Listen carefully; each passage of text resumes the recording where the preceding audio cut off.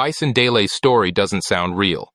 It feels like something torn from the pages of a crime novel, a mystery that should have been solved long ago.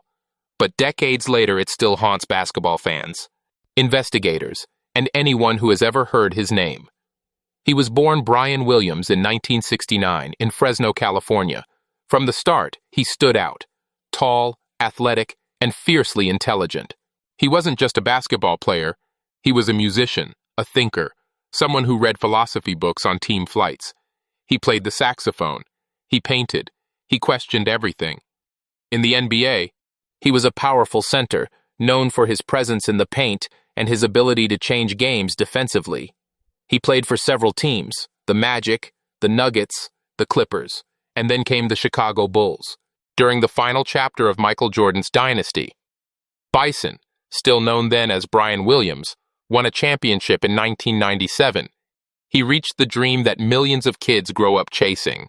But basketball wasn't enough. Unlike so many stars, he didn't need the money. He didn't need the lights. At the height of his career, with tens of millions on the table, he walked away.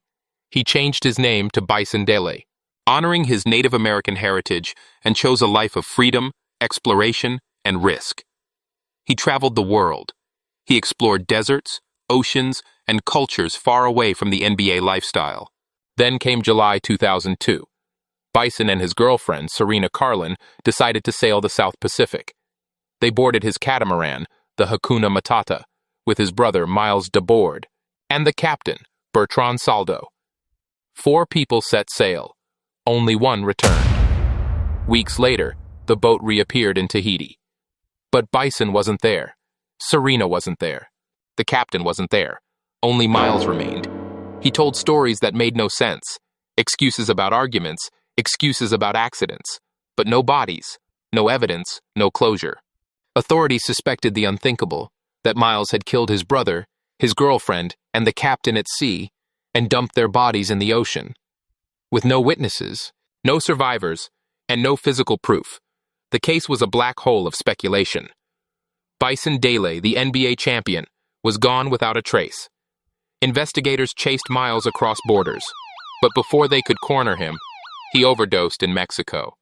He slipped into a coma, and soon after, he was gone too.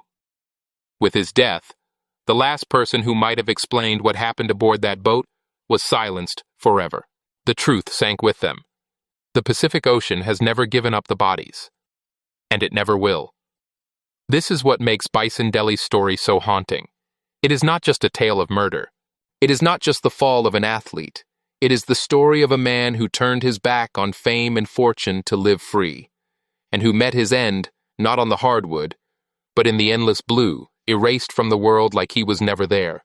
Dyson Dele was 33 years old.